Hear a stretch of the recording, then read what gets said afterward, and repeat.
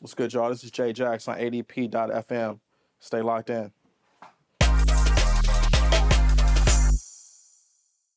DJ culture today, it depends on where you go. If you go on Threads, it's going to be a very dark place. So, depends on who you ask. Me, myself, I can only speak personally. I think it's in a decent spot, especially when I look at, I see a lot more black and brown people playing house and electronic music today than I saw in the past, so that's a plus. I see a lot more fully women curated lineups and events, so that's dope as fuck. Also, yeah, the TikTok boom, get the social media highlight of it. It's been pretty big, but that could be a pro and a con, depending on who you ask. But I can't complain, man. I think it's always room for improvement, but I think it's in a decent spot for sure. Shout out DJ Marcus Yee, my mentor. Tapped in with him. I always wanted to DJ, always wanted to be a DJ.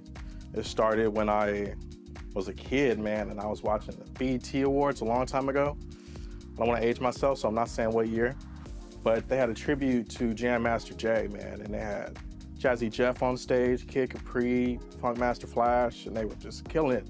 But the way they were controlling a room was crazy. All these celebrities start standing up and dancing in their seats, Nelly and Ja Rule, everybody at the time. I said, oh, that's dope, I wanna do that. So, got older, got a little bit more mature, really wanted to try it, so I tapped in with my mentor and good friend, Marcus, and he taught me how to DJ, and it was a wrap from there. I learned on turntables, man, turntables and old-ass mixer, I don't even remember what it was, but turntables, man, needles. I recommend that personally because it's great to just learn that, where the shit came from. Or the new shit's dope, but you should still be able, me personally, I think you should still be able to rock on the tables if they're in front of you. But I learned on the tables and that's where I got it. Me personally, I love house and electronic just because that's my favorite genre. But I also love the themed house and electronic parties just because there's an expectation there. There's no surprises. So I love Mac Dre, shout out to the GOAT, but don't come up to me asking for no Mac Dre at a house, disco, and electronic party. So it helps on both sides. Everyone knows I'm playing house and disco tonight. The crowd knows I'm coming for house and disco, so I get to rock that all night, so I enjoy that. But sometimes it gets boring if you don't switch it up. So that's why I do love open format. That way I can get off some of my R&B and hip hop edits, just to keep things fresh. But yeah, a little bit of both. Man, when I first started, I did not see a lot of people that looked like me, which is part of the reason I started my own event called Let's Play House. We started in 2019, still rocking 2026. So yeah, man, I didn't see a lot of people that looked like me. So I wanted to create something that can be a platform for myself and other people to start bringing them in, just to get them thrilled to play this genre of music again, you know what I mean? So that's what got me really amped to play it. Not everybody is up on the house shit yet, so you kind of got to introduce them and reel them in. It's kind of like reading a book. You got to have that fire hook that brings them in. So maybe it's not exactly house per se to start. Maybe it's a dance flip of a SZA song or an R&B song, but flipped in a house way. I also play the GOAT Trackademics Tell Me When to Go remix often, just because it still has this dance element to it. You check the BPMs and all that, it's still dancey, so reel them in with that, then I can hit them in the face with all this house, disco, deep house. So it all depends on where I'm at. So yeah, so a little bit of a flip of whoever's nice in that genre, R&B or whatever, then maybe I can flip it into a house version, so yeah. So usually, it depends on what city I'm in, what city I'm looking for, but I'm always on YouTube, I'm always on IG, I'm lurking. I'm trying to find who's doing what. So when I see stuff that I like, when I see other people playing it, and probably settings that's not meant for it, I'm like, oh, they would probably love a platform where they can actually play 60 minutes or more of that instead of just a couple songs here and there, you know what I mean? So I'm always looking, I'm always watching. So yeah, I learned how to DJ back-to-back, so that was how I got my start. So I do have a special place for the back-to-backs. I did my first live back-to-back earlier this year for the Let's Play House Festival pre-party in SF, and probably one of the most fun experiences I've had DJing, just because it's so dope to be up there and you're matching like energies with someone else. A lot of times when you're up here by yourself, you start thinking like, damn, what should I play next? Should I go this way, that way? The other person's like, nah, bro, we're going this way.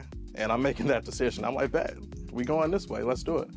So I love back-to-backs, man. I don't play them as much as I want to, but I'm hoping to do more for sure. So I see you're trying to get me canceled on Threads. I know what you're trying to do. Threads is about to eat me up. But I will say, I love the originals. They go crazy. But sometimes it can get boring just because you've heard it so often. So it's always dope to hear a refreshing take on an original. That's when I throw a remix, you know. If it's a song we've heard all year, it's like, I really don't want to play that because we've heard it all year. How can I drop it in a fresh, new way? That's when I think a remix comes up and is the most needed in that setting right there, so, yeah. Tracademics Tell Me When to Go remix. Tidra Moses, Kaytranada Be Your Girl remix. Those are two of my favorites. I have another one that's a Gypsy Woman. It's an eccentric flip. He just dropped it recently. It's a Gypsy Woman flip, and it's fire. Persuasive. Doechii. Okay. Definitely Jam Master Jay. Once we share the same initials, which is pretty cool. So I did a deep dive on him early on. So he was a huge inspiration. I'd also say Kaytranada, because it wasn't until I watched that Boiler Room set, the very next day I went and bought a controller. I'm like, I'm convinced, I'm done. This is what I'm doing from now on. So those two, but outside of that, I'd probably say I get the opportunity to book all my favorite DJs on Let's Play House, so that's super dope. So if you've been on a Let's Play House, you already know you're one of my favorite DJs for sure. So you got like Miles Medina, the homie Jared Jackson. Those are some big ones, but if I could say some people I'm inspired by who I'd love to get on a future set or something, I'd say Salute is a super dope DJ. Been digging him heavy lately. Disco Lines is super dope. And Austin Millz is sick too. So those are some of mine right there. But check it, this is some good information. I would say if you're a DJ, especially if you're getting started in DJing, go to the sets early. This is a key tip. See what the DJ is playing before you, see what the DJ is playing before that, and sit in the crowd and think from an audience perspective, what are they not playing? Where can I come in and just flip this shit on the shelf? What's missing here? This is where I can be of the most use, is filling this hole that people are yearning for, but no one's playing it. So definitely go to the set early to see what people are playing before you, and don't show up late and play all the same songs. So that's definitely a pet peeve for me, for sure. When I'm surprised, I say that would be a good one. If you hit me with something that I'm not expecting but I love, just because I know that in my head and the Serato bag is deep just from being a DJ, it's oh, I wasn't even thinking of that. How do I not have that in my Serato? That's how I know for sure you know what you're doing. So that's a big one. And also someone who doesn't come in to a live show with a pre-recorded set, but doesn't know how to pivot. You know what I mean? That's a big one. You can come in, prep to play what you want to play, but if you see the crowd's not rocking, you gotta pivot. You gotta be able to we're all here because of them.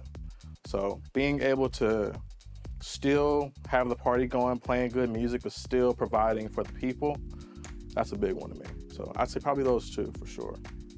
For me, it has to be something that has some good energy, something that resonates with me somehow, some way, something that also can resonate with the crowds where they're singing. It gives them this nostalgia of, oh shit, I remember where I was at when I heard this, but hearing it flipped like this, I never thought this could happen. That's probably the perfect song you can play, in my opinion. So we're gonna get into a little bit of house, a little bit of disco, a little bit of flips of some songs you might have heard before, but you never thought you would hear it this way. And hopefully you fall in love with that version. But yeah, it's a little bit of dance vibes. You could turn this on, clean the house, clean the kitchen, dance a little bit, invite the homies over, have a little party, a little bit of dance music, man. Hell yeah. This is Jaxx. Keep it locked on alldayplay.fm.